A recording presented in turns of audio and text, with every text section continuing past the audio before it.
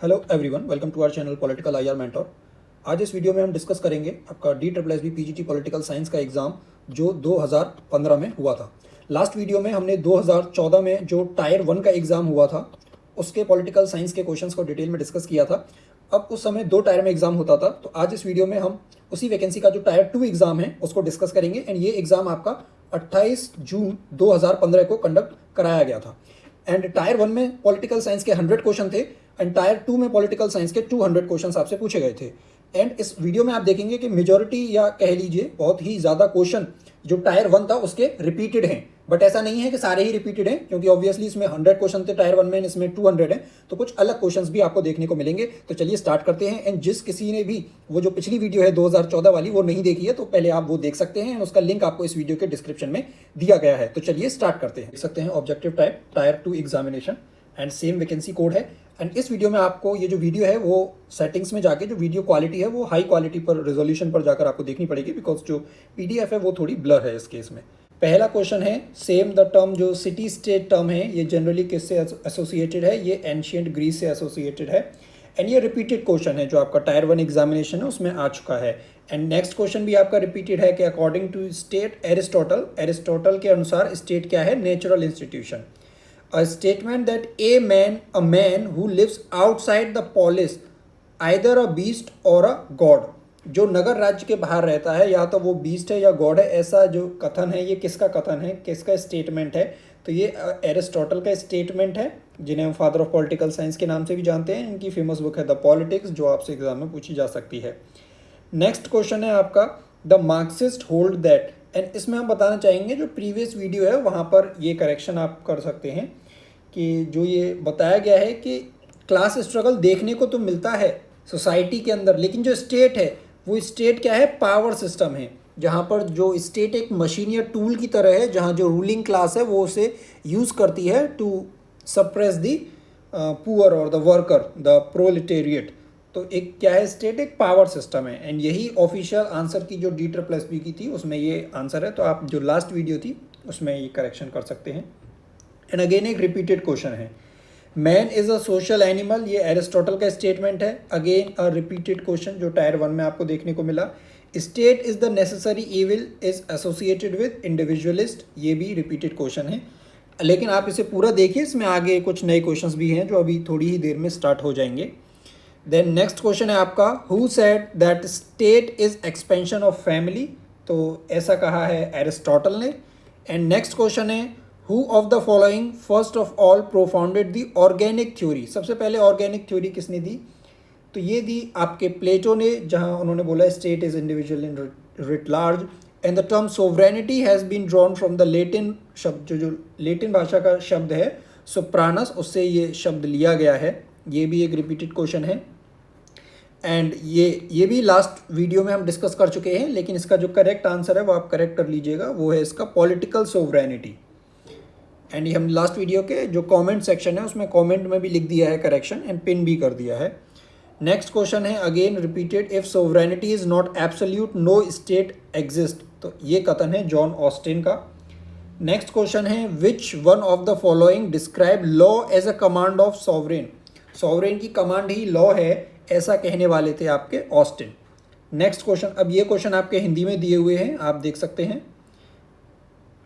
And next question की तरफ हम चलते हैं। क्वेश्चन नंबर 13 है in India the legal sovereignty, तो इंडिया के अंदर जो लीगल सोवरेनिटी है वो किस में लाई करती है? पार्लियामेंट में। अगेन एक रिपीटेड क्वेश्चन है। देन लास्की के अनुसार स्टेट क्या है? Servant of society.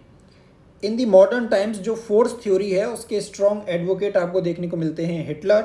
Next question है सोशल कॉन्ट्रैक्ट थ्योरी, ये किस पर बेस्ड है? ये इंडिविजुअलिज्म पर बेस्ड है, ह्यूमंस ने ही एक कॉन्ट्रैक्ट किया है एंड स्टेट का ओरिजिन से रिलेटेड है ये। देन नेक्स्ट क्वेश्चन है हु सेड दैट, ये भी रिपीटेड क्वेश्चन है man is born free and everywhere he is in change, तो ये स्टेटमेंट है रूसो का।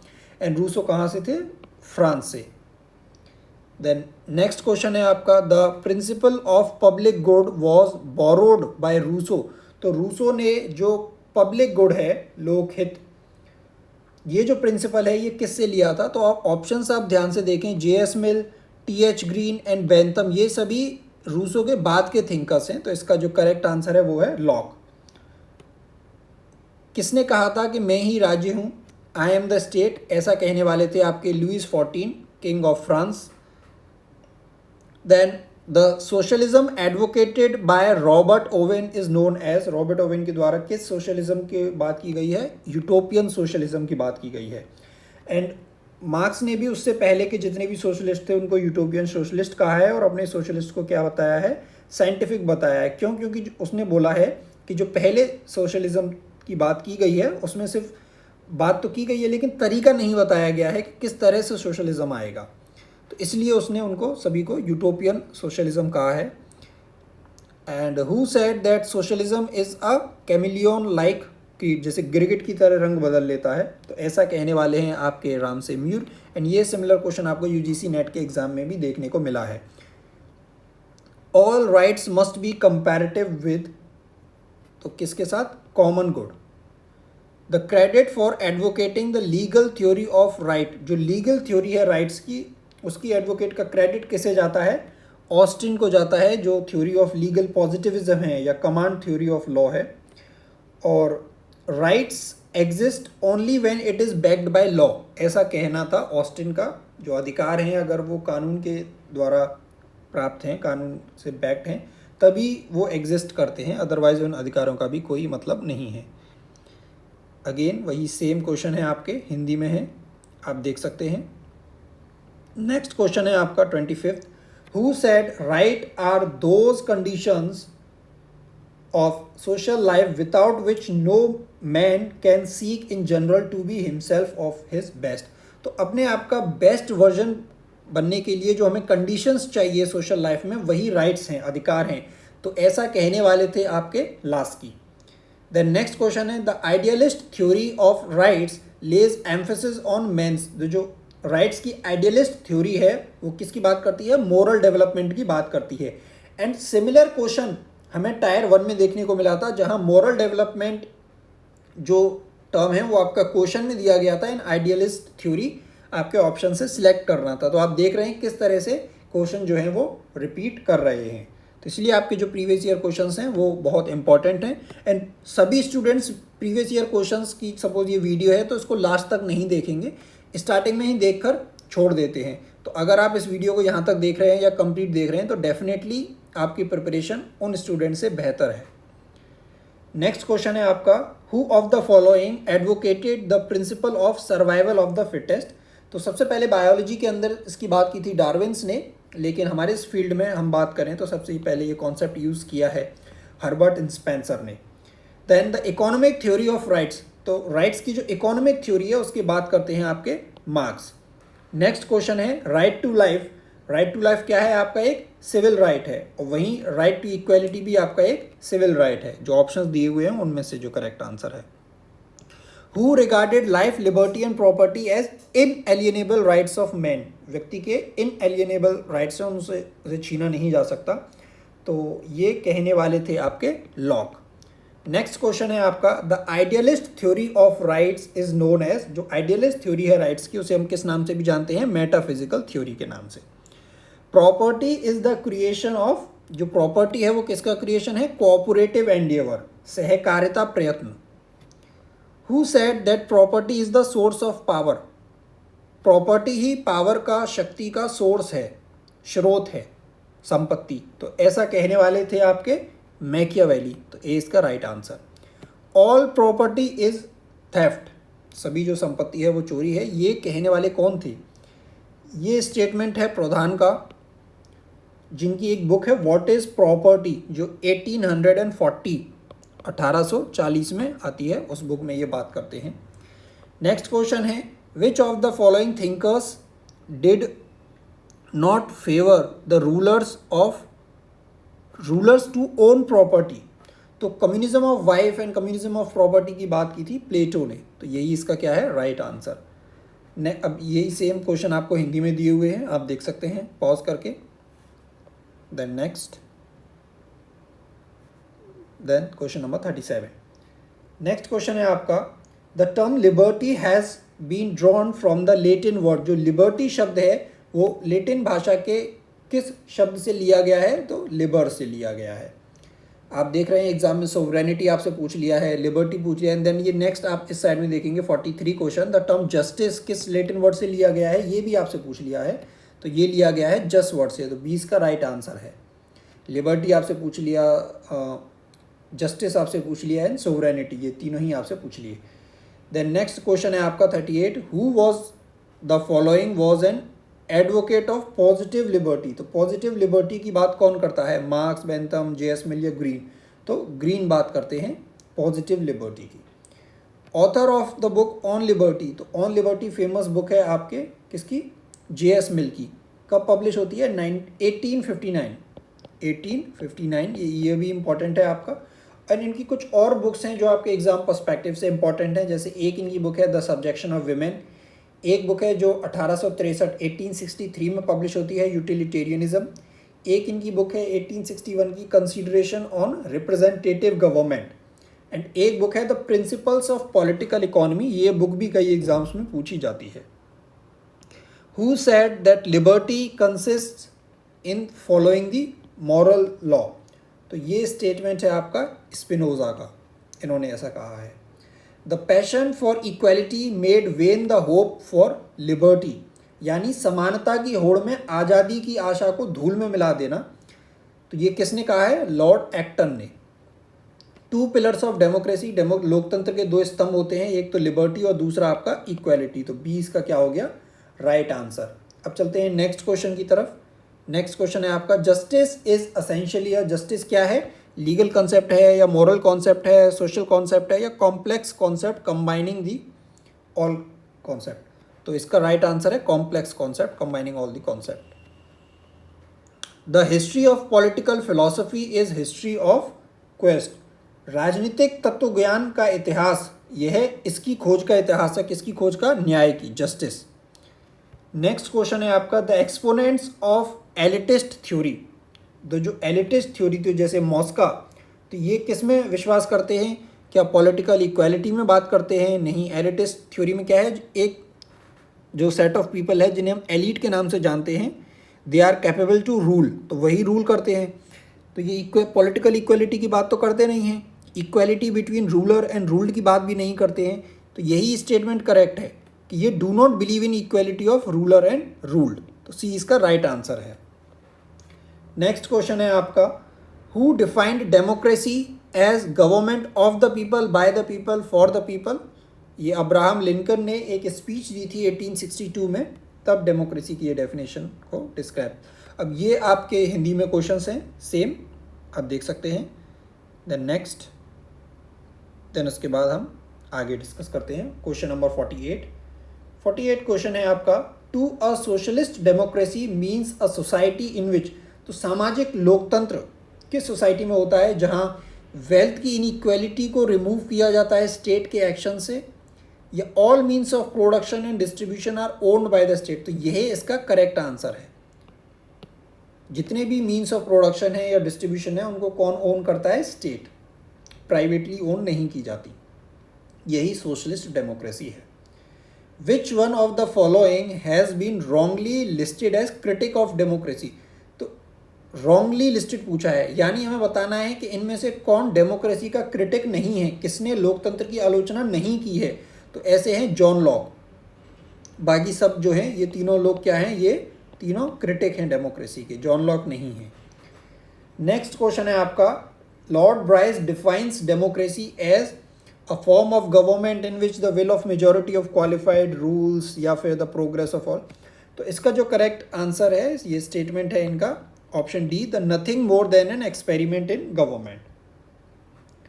नेक्स्ट क्वेश्चन है आपका which of the following has been wrongly listed as an essential attribute of democracy?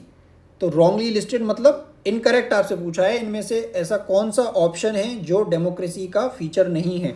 तो फ्रीडम ऑफ स्पीच सही है, democracy के अंदर फ्रीडम ऑफ रिलीजन भी होती है, इक्वलिटी बिफोर लॉ भी होता है, लेकिन इक्वलिटी ऑफ प्रॉपर्टी देखने को नहीं मिलती। तो डी क्या हो गया इसका राइट आंसर। नेक्स्ट क्वेश्चन की तरफ हम चलते हैं। नेक्स्ट क्वेश्चन है आपका Lord Bryce has written that form of government in which the ruling power of a state is legally vested not in any particular class but in the members of community as a whole, किसी एक समूह में नहीं है जो power है वो सभी लोगों में बराबर है। तो यही क्या है, यही एक लोकतंत्र की परिभाषा है। आप सिंपली भी इसको सॉल्व कर सकते थे। Who said democracy is merely a mechanism for choosing and authorizing the government or in some other way getting laws and political decisions made। तो ये जो स्टेट डेफिनेशन है डेमोक्रेसी की, ये डेफिनेशन दी है आपके मैकफर्सन ने। The concept of tyranny of majority is advocated by, तो ये डी टोकोवेल ने भी इसकी बात की है, बट जो करेक्ट आंसर है वो है इसका J.S. Mill.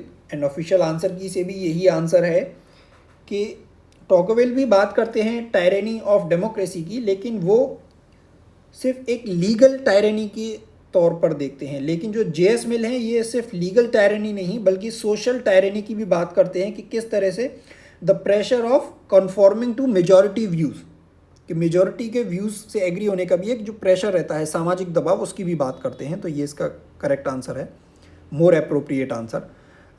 The democracy is distinguished from the dictatorship by the fact, तो जो लोकतंत्र है वो तानाशाही से किस रूप में अलग है, कि वो इस रूप में अलग है कि जो डेमोक्रेसी है वो क्या है, विल ऑफ पीपल है। अब जैसे पहला ऑप्शन है, आप कंफ्यूज हो सकते हैं कि it aims at the material good of people, कि लोकतंत्र नहीं, तानाशाह भी हो सकता है, सही काम कर दे। सोशल जस्टिस, तानाशाह, लेकिन जो तानाशाह अगर अच्छा भी काम कर देगा लेकिन वो विल ऑफ पीपल नहीं है। तो विल ऑफ पीपल क्या है, सिर्फ लोकतंत्र में है, जब जनता वोट दे के अपने जो रिप्रेजेंटेटिव्स हैं उनको सिलेक्ट करती है। तो डी इसका क्या है, करेक्ट आंसर है। जो ऑप्शन हैं उनमें से अगर आप देखें, सेम ये आप हिंदी के क्वेश्चन हैं, आप इन्हें पॉज करके देख सकते हैं। देन हम चलते हैं नेक्स्ट क्वेश्चन की तरफ। क्वेश्चन नंबर 56 है आपका, इलेक्टोरेट मीन्स, तो इलेक्टोरेट का क्या मतलब होता है, it is a body of voters. Next question है UAF, universal adult franchise means, इसका क्या मतलब है, इसका मतलब है right to vote granted to all adult citizens. Next question है आपका, one of the chief defect of universal adult franchise, तो जो यूनिवर्सल एडल्ट फ्रेंचाइज है कि सभी 18 वर्ष से ऊपर के व्यक्ति वोट दे सकते हैं, इसका चीफ डिफेक्ट यानी कमी, इनसे कमी क्या है इसकी पूछी गई है, जो ड्रॉबैक है। तो it gives a chance to a common man to be associated, तो एक आम नागरिक भी जो सरकार का डिसीजन है उससे एसोसिएट हो सकता है। तो ये तो एक डिफेक्ट थोड़ी हुआ, ये तो इसका एक पॉजिटिव एस्पेक्ट हुआ। माइनॉरिटी के राइट को प्रोटेक्ट कर रहा है, ये भी एक पॉजिटिव एस्पेक्ट हुआ, डिफेक्ट नहीं है, कमी नहीं है। प्रिंसिपल ऑफ इक्वलिटी आपसे पूछा है डिफेक्ट, तो ये तीनों डिफेक्ट नहीं है, लेकिन it leads to the rule by ignorant, ये क्या है, एक इसका डिफेक्ट है कि अगर सभी वोट करने लग जाएं तो कोई किसी जाति के नाम पर, कोई धर्म के नाम पर, मुद्दों से वही हट के जब वोट करते हैं, ignorants, it leads to rule by ignorant. Women suffrage means, तो इसका मतलब है right to vote granted to all adult women. Next question है आपका, who pleaded that there should be two parliament to deal with the economic and political problem, तो economic and political problem, तो इसका जो ऑफिशियल आंसर की है DSSB ने दिया है वो है हेनरी वेब्स। एंड लेकिन जो GDH कोल हैं वो भी फंक्शनल रिप्रेजेंटेशन की बात करते हैं, जिसे हम गिल्ड सोशलिज्म के अंदर पढ़ेंगे। नेक्स्ट क्वेश्चन है आपका, जॉइंट इलेक्टोरेट क्या है, जिसके अंदर एक होता है आपका कम्युनल इलेक्टोरेट जहाँ रिजर्वेशन की बात की जाती है, लेकिन जॉइंट इलेक्टोरेट में रिजर्वेशन नहीं होता है, no reservation of seats to anyone. तो ये इसका क्या है, राइट आंसर। नेक्स्ट क्वेश्चन है, a multi member constituency is better than single member constituency, why, इसका कारण पूछा है कि एक कॉन्स्टिट्यूएंसी है जहां उसमें कई सारे मेंबर हैं, एक सिंगल मेंबर कॉन्स्टिट्यूएंसी है, तो कौन सी बेटर है, मतलब जो मल्टी मेंबर कॉन्स्टिट्यूएंसी है वो बेटर क्यों है, ये आपसे पूछा है। तो इसका करेक्ट आंसर है, it provides greater freedom to the people in selecting their representatives, तो लोगों को ज़्यादा स्वतंत्रता मिलती है, ज़्यादा ऑप्शंस मिलते हैं, वो अपने लीडर्स को चुन सकें। तो ये इसका राइट आंसर है। नेक्स्ट क्वेश्चन है आपका, माइनॉरिटी रिप्रेजेंटेशन का क्या मतलब है। माइनॉरिटी रिप्रेजेंटेशन का मतलब है representation to the various minorities present in the state, तो बी इसका राइट आंसर।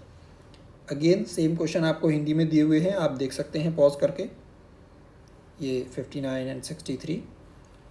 नेक्स्ट क्वेश्चन है आपका 64। Under single transferable vote system, तो सिंगल ट्रांसफरेबल वोट सिस्टम जो आपको प्रेसिडेंट्स के इलेक्शन में देखने को मिलता है इंडिया में, राष्ट्रपति के चुनाव में, जो राज्यसभा के चुनाव होते हैं या Vidhan Parishad state legislative council elections में भी आपको देखने को मिलती है सिंगल ट्रांसफरेबल वोट सिस्टम। इसमें है it indicates as many preference as there are candidates etcetera can be elected. So D इसका क्या है, राइट आंसर। नेक्स्ट क्वेश्चन है under the list system there are single member constituencies और 2 member constituencies और multi member. तो list system में क्या होता है, मल्टी मेंबर कॉन्स्टिट्यूएंसी, सी इसका राइट आंसर। नेक्स्ट क्वेश्चन है the cumulative voting plan which gives to each voter as many votes as there are seats to be filled up requires the voter। Cumulative voting plan में क्या होता है कि हर voter के पास जितनी भी votes हैं, जितनी सीट्स फिल होनी है उस हिसाब से, तो क्या क्या उसके पास ऑप्शंस हैं कि वो अपनी सभी वोट्स को किसी एक कैंडिडेट के फेवर में डाले, या not to cast all votes in favour of any one candidate, क्या अपनी वो सभी वोट्स किसी एक कैंडिडेट को नहीं दे सकता, क्या उसे जो वोट्स हैं वो कैंडिडेट्स में डिवाइड ही करनी है। तो इसका जो करेक्ट आंसर है वो ऑप्शन डी है कि क्यूमुलेटिव वोटिंग प्लान में give all votes to one candidate, और है या तो वो किसी एक कैंडिडेट को भी अपनी चाहे तो सारी वोट्स दे सकता है, या फिर 2 या 2 से ज़्यादा कैंडिडेट्स में अपनी चॉइस के अकॉर्डिंग उन्हें डिवाइड भी कर सकता है। ठीक है। नेक्स्ट क्वेश्चन है आपका कम्युनल रिप्रेजेंटेशन का मतलब क्या होता है, representation on the basis of religion, C इसका राइट आंसर है। नेक्स्ट क्वेश्चन है आपका कम्युनल रिप्रेजेंटेशन प्रीसपोज्ड, ये थोड़ा कट है, इसमें क्लियरली विजिबल नहीं है, प्रीसपोजेस द एग्जिस्टेंस ऑफ। तो कम्युनल रिप्रेजेंटेशन में क्या होता है, सेपरेट इलेक्टोरेट की बात होती है। नेक्स्ट क्वेश्चन है आपका फंक्शनल रिप्रेजेंटेशन का मतलब क्या होता है, फंक्शनल रिप्रेजेंटेशन का मतलब होता है पेशे के आधार पर जो रिप्रेजेंटेशन होता है, representation of on the vocational basis. तो 20 का राइट आंसर है, जो गिल्ड सोशलिज्म में हमें देखने को मिलता है। नेक्स्ट क्वेश्चन है question number 70। One of the strong advocates of functional representation, तो फंक्शनल रिप्रेजेंटेशन के एडवोकेट्स कौन है इनमें से, एंजल्स। नेक्स्ट क्वेश्चन है आपका which one of the following is the most important features of election. तो चुनाव का सबसे प्रमुख जो फीचर है वो क्या है कि elimination of multi party system, multi party system तो होनी चाहिए, उसका एलिमिनेशन क्यों होगा इलेक्शन में, helping citizen maintain their rights, या पीसफुल चेंज ऑफ गवर्नमेंट, या removal of bottleneck in the working of democracy. तो इम्पोर्टेंट फीचर जो है इलेक्शन का वो है peaceful change of government, government का पीसफुल चेंज, जो लोकतंत्र की एक खूबी है। Who said voice of the people may be the voice of the God, कि जनता की आवाज़ ही भगवान की आवाज़ होती है, ईश्वर की। तो ऐसा ये जो कथन है ये है सर हेनरी मेन का। एंड ये जो फैक्चुअल क्वेश्चन होते हैं स्टेटमेंट बेस्ड, इनके बहुत चांसेस होते हैं रिपीट होने के, तो आप इन्हें ध्यान से देखिए। तो ये वही सेम क्वेश्चंस हैं आपके हिंदी में दिए हुए हैं, 64, 68, 65, 69, आप देख सकते हैं 66, 70, 71, वही सेम क्वेश्चन जो अभी हमने डिस्कस किए हैं। नेक्स्ट क्वेश्चन है आपका एक्सपेंड आईपीसी। आईपीसी की फुल फॉर्म आपसे पूछी है, अगेन एक ये रिपीटेड क्वेश्चन है, इसकी फुल फॉर्म हो गई आपकी Indian penal code. Which of the following category of person is generally denied franchise.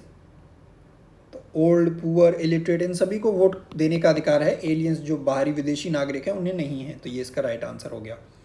In which of the following countries the citizens are permitted to exercise their franchise at the age of 18 year.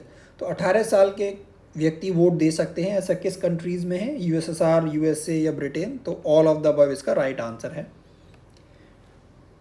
Next question है आपका which one of the following countries was the first to grant franchise to all citizens at the age of 18 years. तो वैसे तो Britain के अंदर आपको 1969 में देखने को मिली थी, और इंडिया के अंदर जो 61st कॉन्स्टिट्यूशनल अमेंडमेंट एक्ट है उससे ये एज चेंज की गई थी, पहले 21 थी एंड इस एज एक्ट के थ्रू इसको 18 कर दिया गया।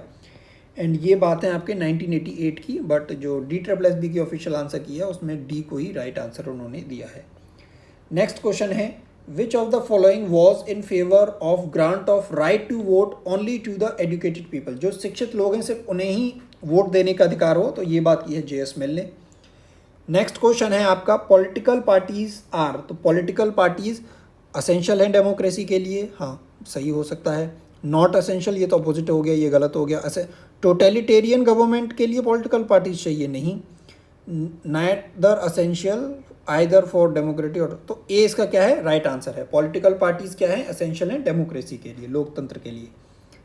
नेक्स्ट क्वेश्चन है the constitution of India was enacted by a constituent assembly.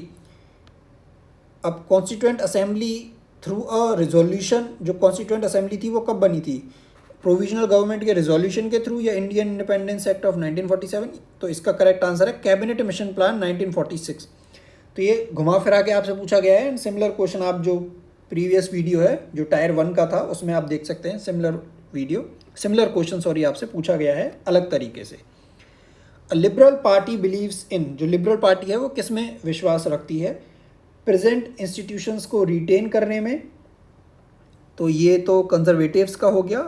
उनको रिप्लेस करने में, रिप्लेस करेंगे जो एक्सट्रीमिस्ट होते हैं वो, उन्हीं जो एग्जिस्टिंग इंस्टीट्यूशन है जो वर्तमान में संस्था हैं उन्हीं के अंदर रिफॉर्म्स की बात करते हैं आपके लिबरल पार्टी, तो सी क्या हो गया इसका राइट आंसर। नेक्स्ट क्वेश्चन है रेडिकल पॉलिटिकल पार्टी, जो रेडिकल पॉलिटिकल पार्टी है वो किस में विश्वास करती है, in doing away with the present institution and replacing them, हटा के नया बनाना, जो नए इंस्टीट्यूशंस बनाना, पुरानों को हटा देना। The political parties are helpful to poor people in so far as they, political parties poors की कैसे हेल्प करती हैं, they provide them the basic amenities of life, provide free education to their children, या render them legal assistance, या help them to contest. बात हो रही है गवर्नमेंट, ये तो सारे काम गवर्नमेंट के हैं, लेकिन पॉलिटिकल पार्टीज कैसे हेल्प करती हैं, political parties help them to contest elections, तो डी क्या है इसका राइट आंसर।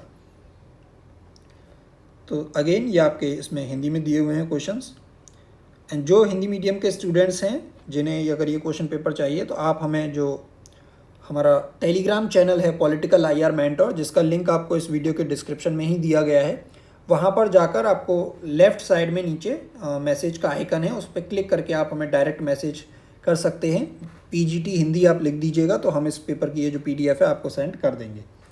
नेक्स्ट क्वेश्चन है आपका the political parties contribute to the proper working of parliamentary government, तो पॉलिटिकल पार्टीज कंट्रीब्यूट करती हैं प्रॉपर वर्किंग में, फंक्शनिंग में पार्लियामेंट्री गवर्नमेंट के, कैसे, by assisting the poor candidate with finances to contest election, by providing organised majority देके या peace देके, तो proper working of the parliamentary government, तो पॉलिटिकल पार्टीज कंट्रीब्यूट करती हैं by maintaining peace in the country या फिर बाय एजुकेटिंग द पब्लिक। हाँ, तो पॉलिटिकल पार्टीज़ क्या हैं, जनता के मुद्दों को उठाती हैं, तो by educating the public about the various problem facing the country, तो डी क्या है इसका राइट आंसर।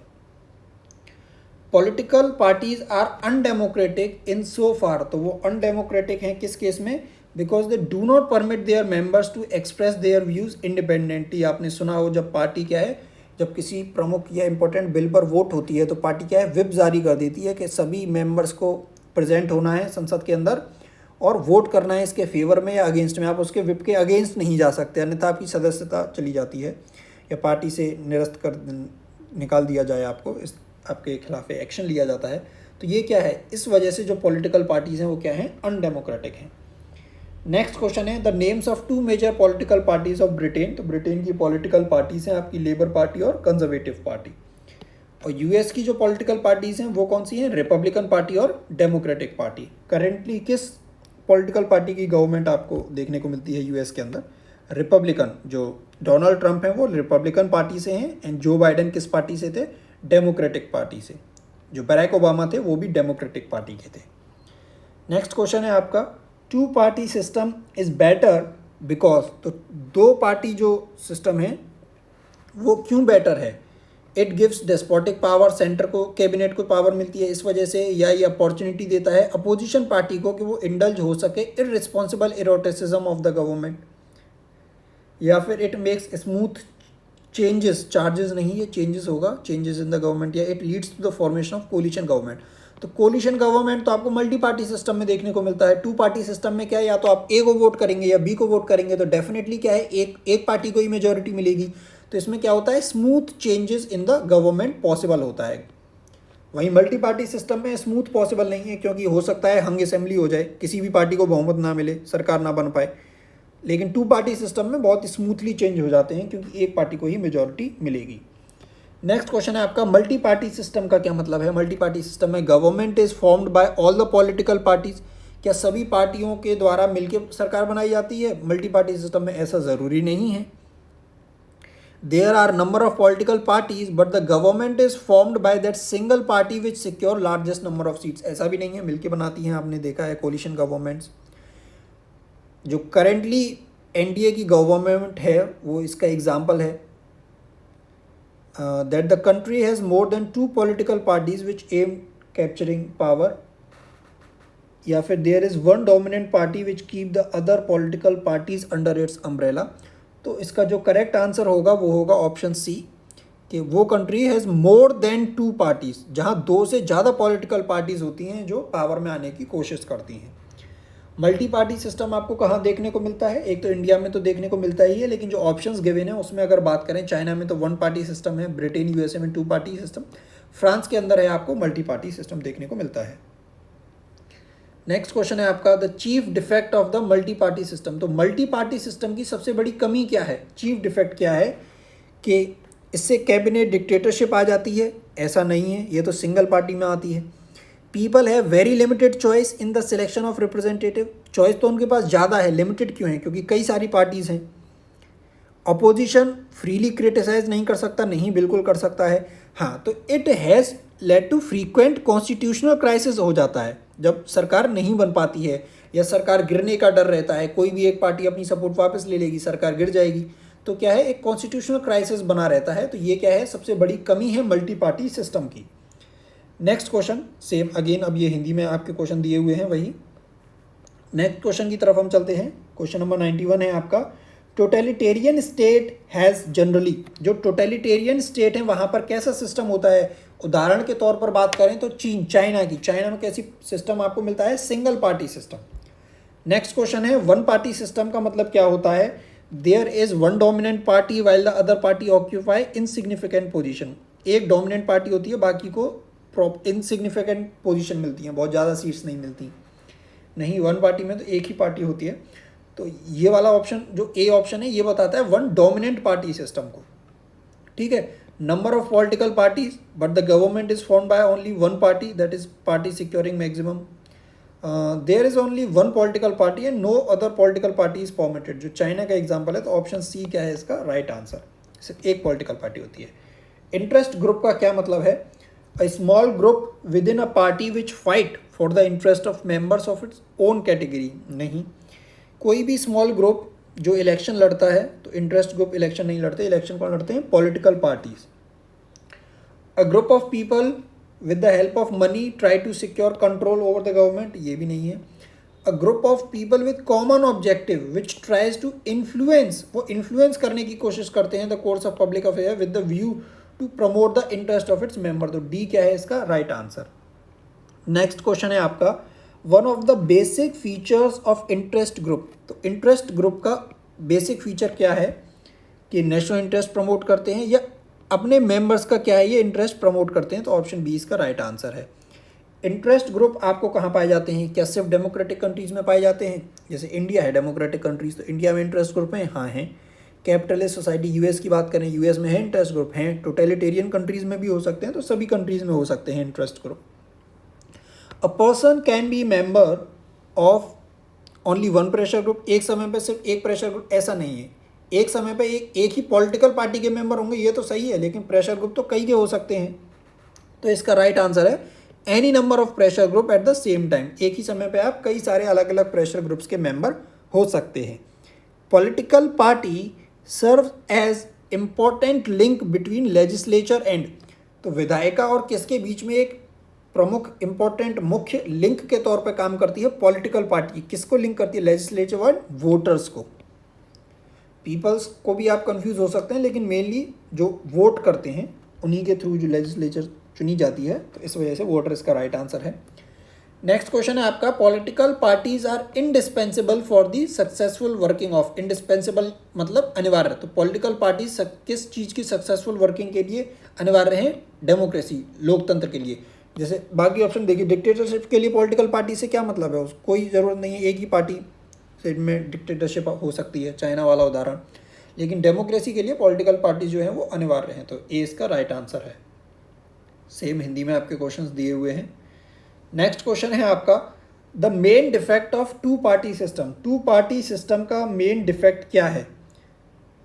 इससे कैबिनेट की डिक्टेटरशिप हो सकती है, या नेशन दो हॉस्टाइल कैंप में डिवाइड हो सकता है, या इलेक्टोरेट्स की चॉइस नैरो हो सकती है, या एक्सपेंसिव। तो इसका जो राइट आंसर है ऑप्शंस के हिसाब से वो है ऑप्शन सी, कि इससे जो इलेक्टोरेट को चॉइस नैरो हो जाती है। सिर्फ दो ऑप्शन है, ऐसा भी तो हो सकता है आपको दोनों ही पसंद ना हो, लेकिन टू पार्टी सिस्टम में किसी एक को ही वोट देना पड़ेगा। एक डकैत है, एक चोर है, तो आप चोर को वोट देंगे, क्योंकि आपको डकैत, आप नहीं चाहते कि डकैत सरकार में आए, उदाहरण के लिए। तो इससे क्या है, आपके पास चॉइसेस कम रह जाती हैं, तो यही इसकी क्या है, डिफेक्ट है। नेक्स्ट क्वेश्चन है, the pressure groups try to achieve their objective. तो अपने ऑब्जेक्टिव्स को किन माध्यम से अचीव करने की कोशिश करते हैं जो प्रेशर ग्रुप होते हैं? वायलेंट मेथड से, परसुएड करके, एजिटेट करके, धरना प्रदर्शन, आंदोलन, ये सब करके। तो ऑल द अबव, ये सभी इसके क्या हैं, राइट आंसर हैं, तो डी इसका राइट आंसर है। तो अभी 100 क्वेश्चन और हैं, तो इस पार्ट में सिर्फ इतना ही, और अगले नेक्स्ट पार्ट में हम बाकी के जो 100 क्वेश्चंस हैं उनको डिस्कस करेंगे। तो आप इस वीडियो को लाइक ज़रूर करें अगर आपको अब तक जो आपने वीडियो देखी है वो थोड़ी भी हेल्पफुल लगी है, एंड इस चैनल को सब्सक्राइब करें एंड बेल आइकन को जरूर प्रेस करिएगा, ताकि जो भी नेक्स्ट वीडियो आए तो उसका नोटिफिकेशन आपको मिल जाए।